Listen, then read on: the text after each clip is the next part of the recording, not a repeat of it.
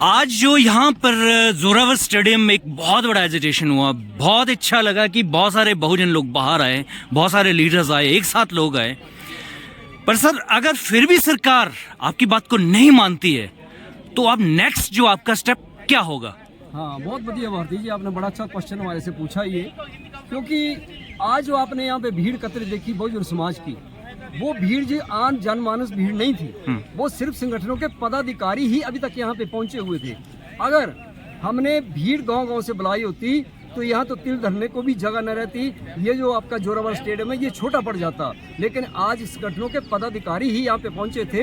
हमने सरकार को ये बताया है कि अगर हमारा जो ये जो SC/ST सब प्लान एक्ट है, इसको हम 2 साल से सरकार से डिमांड कर रहे हैं कि इसे जो है वो इम्प्लीमेंट किया जाए, क्योंकि सरकार ने इसके ऊपर एक्ट मांगा था। एक्ट की कॉपी हमने वो सरकार को प्रोवाइड करवा दी है, लेकिन फिर भी सरकार जो है आज तक हमें कच्चा पक्का सप्लाई कोई सरकार ने नहीं दिया है।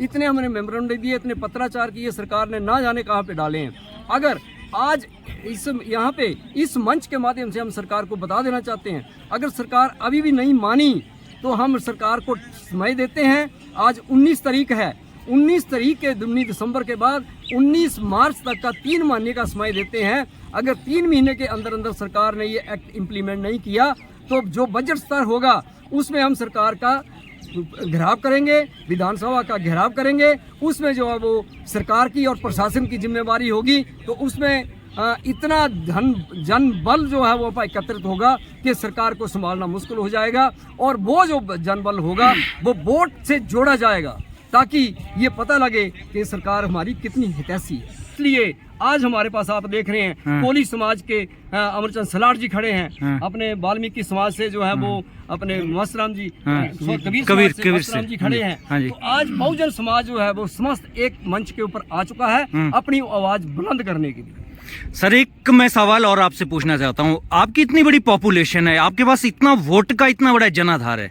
तो आपकी गवर्नमेंट के साथ लाइजनिंग क्यों नहीं होती? क्यों गवर्नमेंट आपकी बात जल्दी नहीं सुनती है? सर, ऐसा है कि हम अम्बेडकरवादी हैं, हम संघर्षों के आदी हैं। हम ये चाहते हैं कि सीधी उंगली से घी निकल जाए तो बहुत बढ़िया रहता है। हम कभी सरकार से टकराव नहीं चाहते, लेकिन अगर सरकार टकराव चाहती है तो उसे पीछे नहीं हटेगी। धन्यवाद सर, आपका बहुत बढ़िया। आपका आज ये बहुत बड़ा मैसेज आएगा और हमारे लोग के लिए रिकॉर्डिंग रहेगा और ये मोटिवेशन का काम भी इन फ्यूचर करता रहेगा। बहुजन टीवी पर आप आए, आपका बहुत बहुत धन्यवाद। सलार जी, आपका भी बहुत बहुत धन्यवाद। नमस्कार जी, जय भीम, नमो बुद्धाय। नमस्कार दोस्तों, BTV में आपका स्वागत है। साथियों, एक घटना मैं आपको बताना चाहता हूं।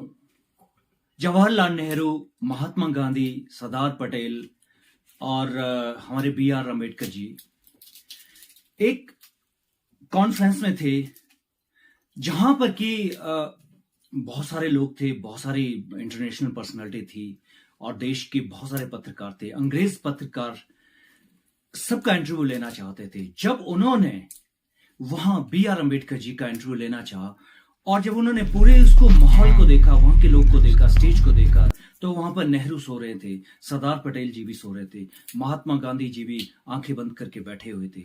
जब अम्बेडकर से सवाल पूछा गया कि ये लोग क्यों सो रहे हैं, तब अम्बेडकर का जवाब बहुत ज्यादा आपको भी लगेगा कि ये जवाब क्या हो सकता है। अम्बेडकर साहब ने कहा, क्योंकि मेरे बहुजन सो रहे हैं इसलिए मुझे जागना पड़ा है। दोस्तों, अब आप इस लाइन को देख सकते हैं, इस सेंटेंस को देख सकते हैं कि ये आज भी यही स्थिति है कि हमारा बहुजन सो रहा है। अभी 19 दिसंबर 2024 को एक बहुत बड़ा इवेंट हुआ, बहुत बड़ा एक प्रोसेशन हुआ। किसके लिए? बहुजनों के लिए। एक अधिकार मांगना चाह रहे हैं हम, वो है SC/ST सब प्लान एक्ट। किसके लिए? बहुजनों के लिए। पर हमारी क्या जनता जागी हुई है? गवर्नमेंट ऑफ इंडिया है वो प्रावधान रखती है पूरे पैसे का और स्टेट्स को भी ये पैसे मिलते हैं, पर ये पैसा कहां जाता है, डाइवर्ट होता है, कितना किस क्षेत्र में डाइवर्ट होता है, कहां लगता है। आज बहुजनों की स्थिति प्रदेश के अंदर बहुत दयनीय है। 3 महीने के अंदर 19 मार्च तक ये कानून नहीं बनता है तो सरकार ये ना समझे बहुत बड़े बड़े संगठनों ने कहा है कि हम रोड पर उतरेंगे, सरकार के खिलाफ जाएंगे, लोग को अवेयर करेंगे, अपने विधायकों को जगाएंगे, उनकी सोई हुई आत्माओं को जगाने की कोशिश करेंगे और हम इसमें जरूर कामयाब भी होंगे। उसके लिए कानूनी प्रावधान करेंगे। हम स्वागत करना चाहेंगे मुख्य भागीदार इस गठबंधन के हिमाचल प्रदेश श्री गुरु रविदास महासभा के राज्याध्यक्ष आदरणीय पीसी भाटिया साहब का। वो मंच पे आए। पीसी भाटिया साहब को जय भीम। जय पीसी भाटिया साहब को जय भीम। पीसी भाटिया साहब को जय भीम। हम गुजारिश करना चाहेंगे हिमाचल प्रदेश कोली समाज के विधानसभा में पहुंच जाए। माननीय मुख्यमंत्री जी बैठे हुए हैं, उनको पता लगे कि आज ये जो संगठन यहाँ पे बैठे हुए हैं उनकी डिमांड क्या है। जय जय जय जय जय भीम। जय जय जय जय जय भीम। हमारे बीच में ज्वाली से बहुत बड़ा काफिला हमारे बीच में उपस्थित हो रहा है। हम उनका हृदय की गहराइयों से स्वागत करते हैं।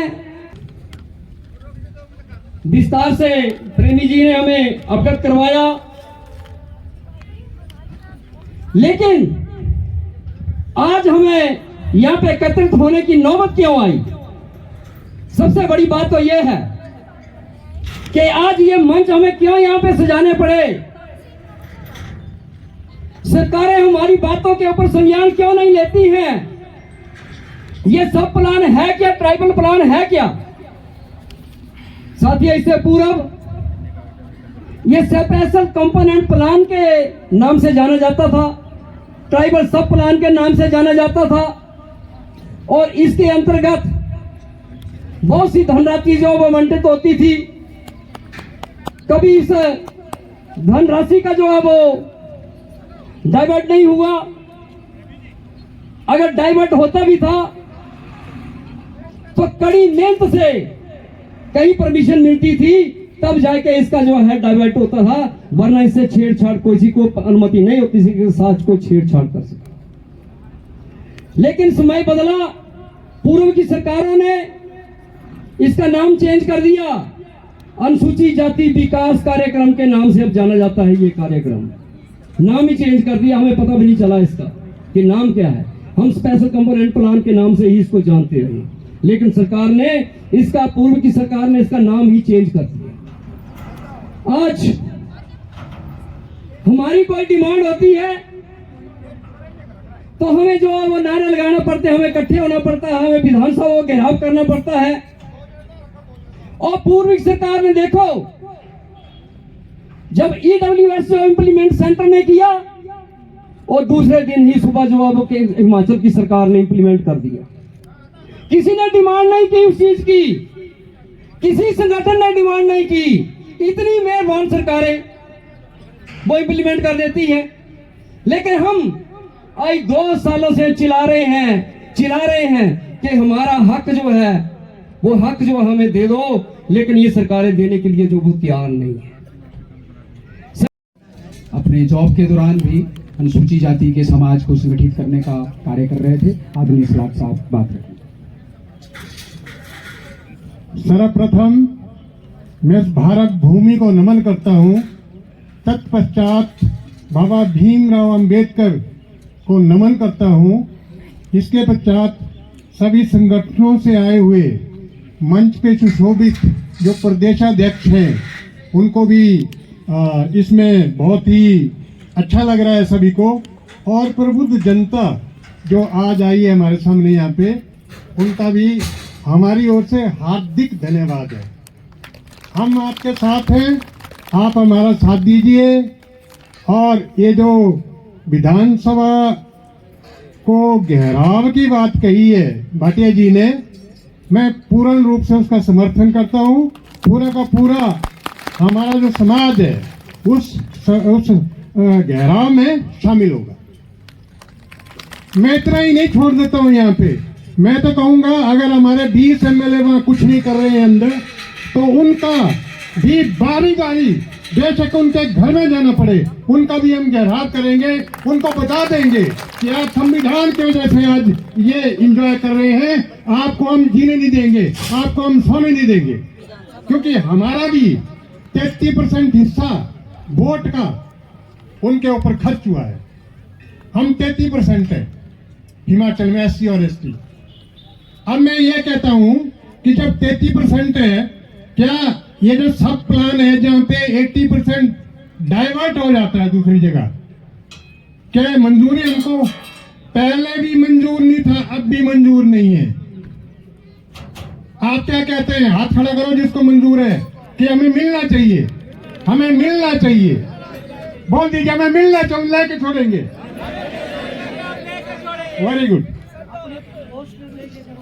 कॉमरेड आशीष कुमार जी, जो छात्र आंदोलन से विश्वविद्यालय में इन्होंने अंबेडकर स्टूडेंट एसोसिएशन की शुरुआत करी और दलितों का एक मंच है जो पूरे भारत में है, दलित शोषण मुक्ति मंच, उसके संयोजक हैं कॉमरेड आशीष जी, अपनी बात रखें।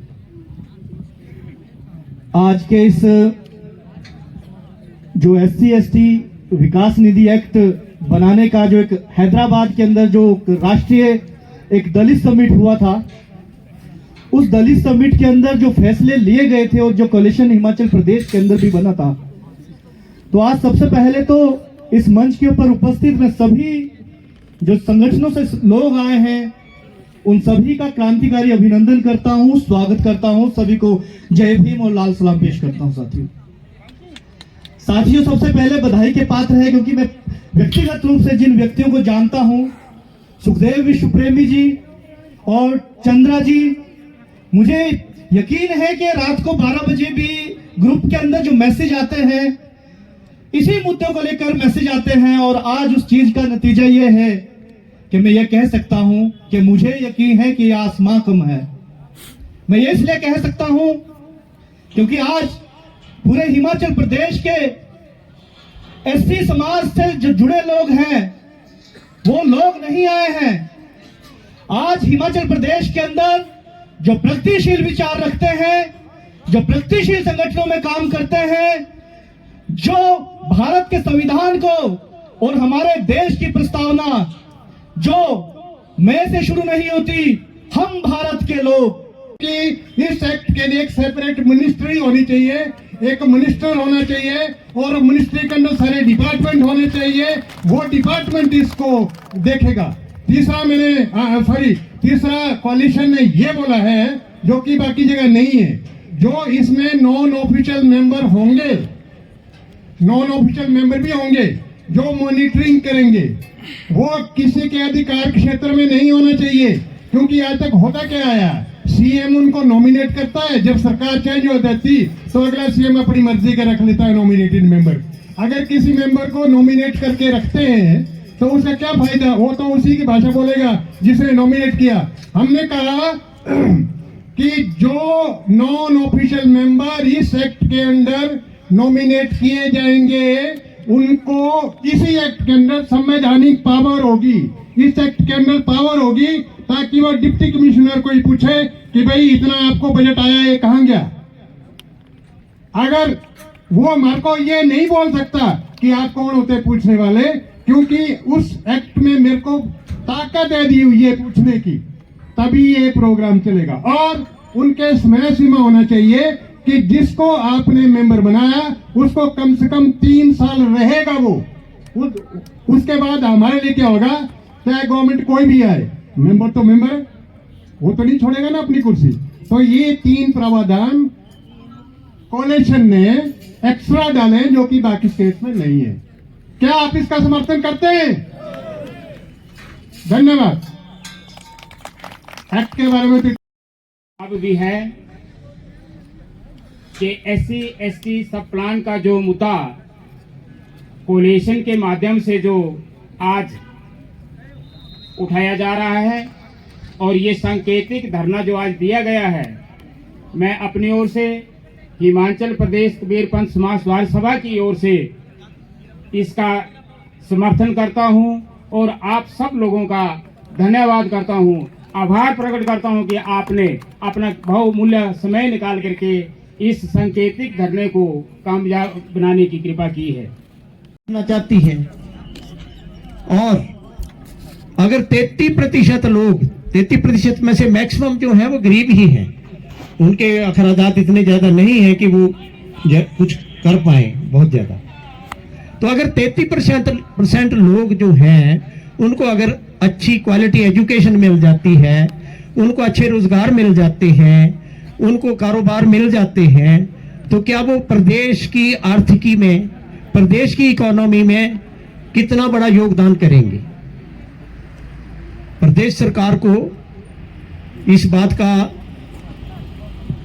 अंदाजा होना चाहिए कि एक बहुत बड़े वर्ग को आप एक निष्क्रिय, निकम्मा बनाकर गरीब हालत में, बेकार, क्या बोल सकता हूं कि जैसे मजबूर हालत में रखकर प्रदेश का विकास पूरा नहीं किया जा सकता। तो हम सब मिलकर सरकार से, हिमाचल प्रदेश की सरकार से ये निवेदन करते हैं कि SC/ST सब प्लान एक्ट, जो कि उसका प्रारूप पहले ही सबमिट किया जा चुका है, उस पर जल्दी से जल्दी गौर फरमाया जाए और उस एक्ट को विधानसभा में लाया जाए। बहुत खुशी हो रही है कि हमारे इतने लोग गांव-गांव से, पूरे हिमाचल प्रदेश के अलग अलग डिस्ट्रिक्ट से, अलग अलग जगह से यहाँ पे आए हैं और अपने अपने बातचीत भी रख रहे हैं और सभी उस तरह से। पर मैं सिर्फ इतना कहना चाहूँगी कि अभी हमें यहाँ पे महिलाएं बहुत कम दिख रही है, और मेरी एक साथी ने भी अभी कहा कि हमारी कोई भी मुहिम हो, वैसे हमें अपने हक के लिए लड़ाई जब हम लड़ते हैं तो दिखाई देता है कि हमारी किसी भी उसमें संख्या कम रहती है, महिलाएं हो या पुरुष भी हो। लेकिन क्या होता है कि जब कोई दूसरी रैलियां, तो बसें भर भर के लोग अपने अपने उससे आते हैं। तो हमें ये, आज मैं यहाँ से ये एक संदेश देना चाहती हूँ कि हमारा ये जो मुहिम है, SC/ST सब प्लान विकास निधि कानून बनाने की जो एक शुरुआत है, पिछले 2 सालों से संघर्ष चल रहा है।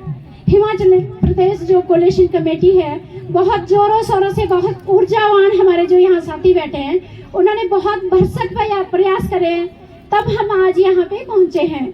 और हम जो हमारे बीच में जितने भी नए साथी गांव से, पंचायतों से, संगठनों से हमारी बहनें जो आज आई हैं, उनसे भी यही बात हो रही थी कि हम किस तरह से हमारी महिलाओं को, बच्चियों को, हमारे बच्चों को जो जिस तरह के रोजगार हैं, और जो अभी तक जो हमारा सभी साथियों ने कहा है कि जो हमारी 33% जनसंख्या है, और उसमें से जो हमें उसका 1/3 हिस्सा मिलना चाहिए था, उसमें से हमें अभी 4% मिल रहा है। तो बहुत ही सेमलेस बात है कि हम लोग, हमारी सरकारें, जो हमारे लिए पैसा आता है, जो हमारे हक अधिकारों, हमारे बच्चों के लिए, हमारे बच्चों के स्कॉलरशिप के लिए, उनके रोजगार के लिए, महिलाओं के उत्थान के लिए, विकास के लिए, चाहे वो ढांचागत विकास हो या हमारा सामाजिक आर्थिक विकास हो, तो जो ये आर्थिक जो हमारा एक पैसा डाइवर्ट हो रहा है, उसको किस तरह से हम अगर ये कानून बन जाता है तो एक जगह उसको कोई छेड़ नहीं पाएगा। और हम 2416 करोड़ का बजट जो था वो SC के लिए दिया गया, वो सारा 4% बनता है। आपकी आबादी 26% हो चुकी है। ये मजाक और हमसे, ये मजाक और हमसे। बहुत पढ़े लिखे लोग, आज हमारे प्रोफेसर, इंजीनियर, डॉक्टर, शिक्षाविद, बहुत सारे लोग इस चीज का दोहन करते हैं कि हमें मिल क्या रहा है। अब नहीं चलेगी, नहीं चलेगी। आपकी जो ये बदमाशी नहीं चलेगी, नहीं चलेगी। हम जागृत हो चुके हैं। हमें कम से कम भी 15,000 करोड़ रुपया 52,444 करोड़ में मिलना चाहिए, नहीं मिला। जहां मेरे ST भाइयों की बात है, वहां पे 918 करोड़ रुपया मिला। उनकी आबादी 4.5-5 लाख, जो मेरा ख्याल 5-6% के करीब पड़ती है, उनको 1% बजट दिया गया। परंतु उन भाइयों को मैं मुबारकबाद देता हूं कि उनकी कम से कम एक मिनिस्ट्री है हिमाचल प्रदेश के अंदर, ट्राइबल डेवलपमेंट मिनिस्टर है, पर आपका तो मिनिस्टर भी नहीं है, एससी समाज का मिनिस्टर नहीं है साहब, जो होना चाहिए। आपका बजट अगर आपका मिनिस्टर होता तो वहां पे एक कमेटी बनती है, सीएम साहब के पास वो बजट जो होता है, हमारा प्लान डिस्कस होता है, उसका एक प्रोग्रेस ली जाती है, परंतु आपका तो मिनिस्टर भी नहीं है, आपको तो हाशिए पे रख दिया गया। मंत्रालय, बिल्कुल मंत्रालय, ऐसे मंत्रालय नहीं है आपका, वो होना चाहिए। मैं सेंटर की तो बात ही क्या करूं, हम चीफ इंजीनियर रिटायर हुए, MR दरोच मेरा नाम है, हमने बजट के बारे में ही 35 साल ये काम किया है। 50% शेयर आता था 50 सेंटर से इस कंपोनेंट के प्लान में। पहले ये स्पेशल कंपोनेंट प्लान रहा, अब 1980 में जब देखा हम अम्बेडकरवादी हैं, आपने कहना हम संघर्षों के आदी हैं, हम अम्बेडकरवादी हैं, हम अम्बेडकरवादी हैं, हम संघर्षों के आदी हैं, हम अम्बेडकरवादी हैं। क्या मंगलमय एक प्रेरणा लेकर के आज घर से निकले हैं। हमारी एकता जिंदाबाद, हमारी एकता जिंदाबाद, आवाज दो, आवाज दो, आवाज दो।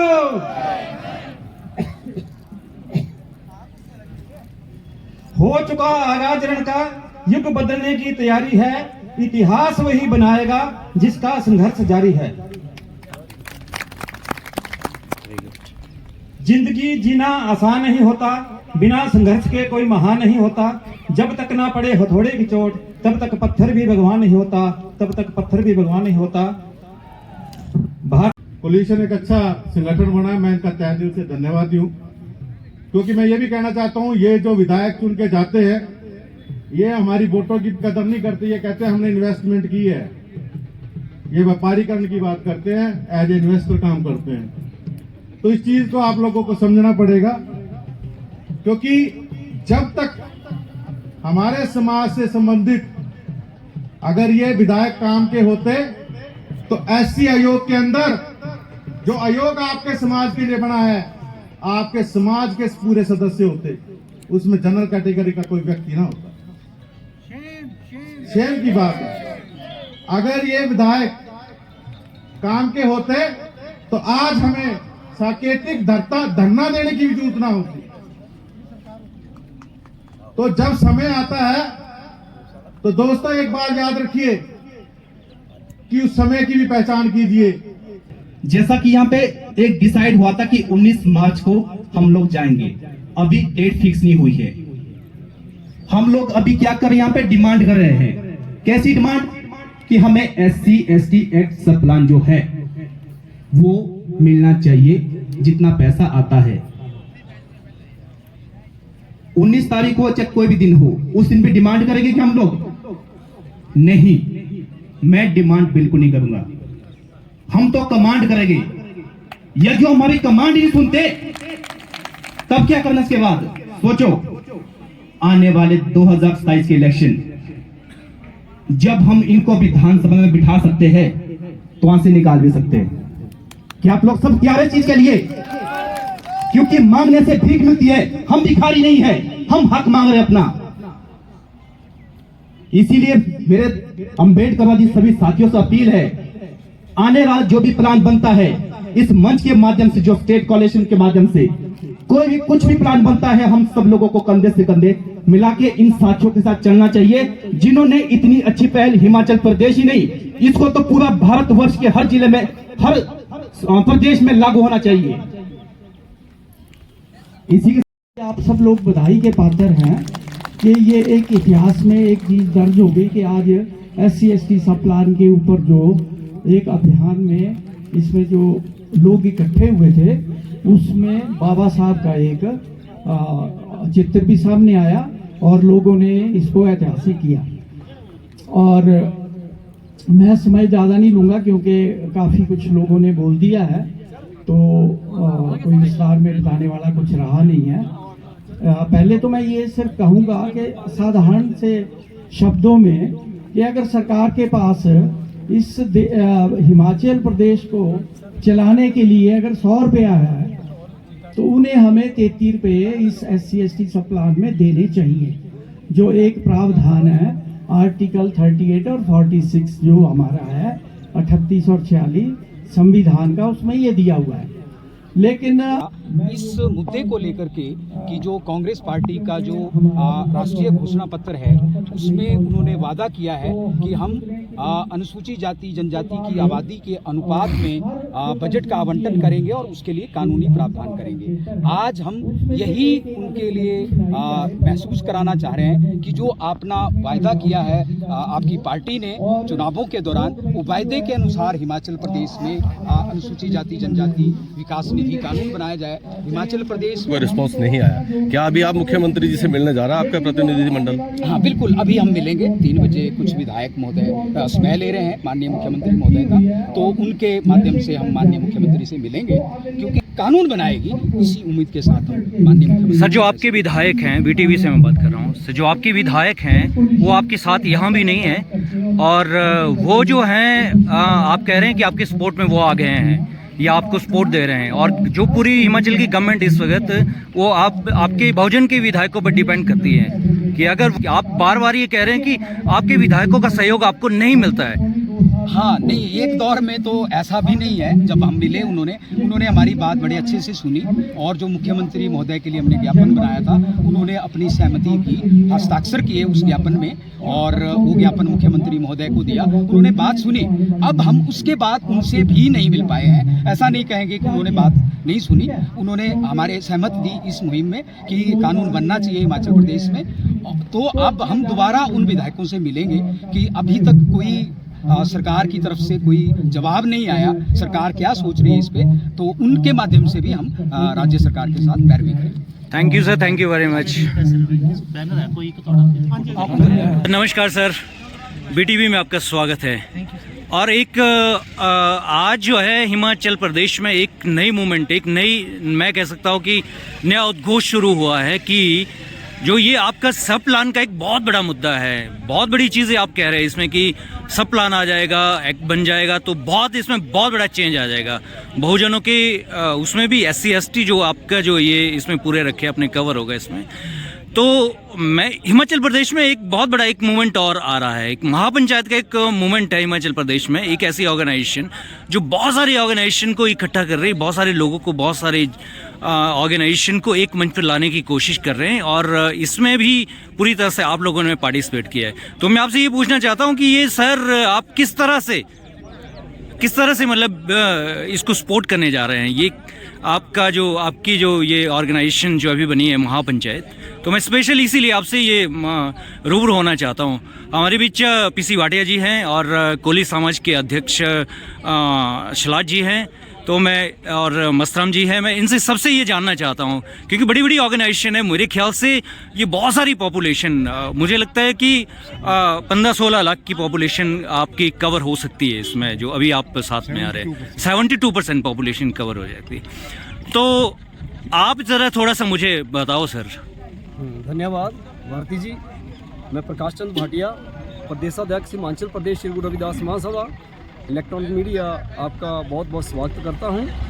आपने पूछा कि ये जो महापंचायत का एक गठन किया है, तो मैं इसके बारे में आपको बताना चाहता हूं कि महापंचायत की ज़रूरत क्यों पड़ी, क्योंकि हम बहुत सी जातियों में बंटे हुए हैं। हिमाचल प्रदेश में 57 जातियां हैं, जो अनुसूचित जातियां हैं वो 57 हैं, तो हम उसमें बटे हुए थे।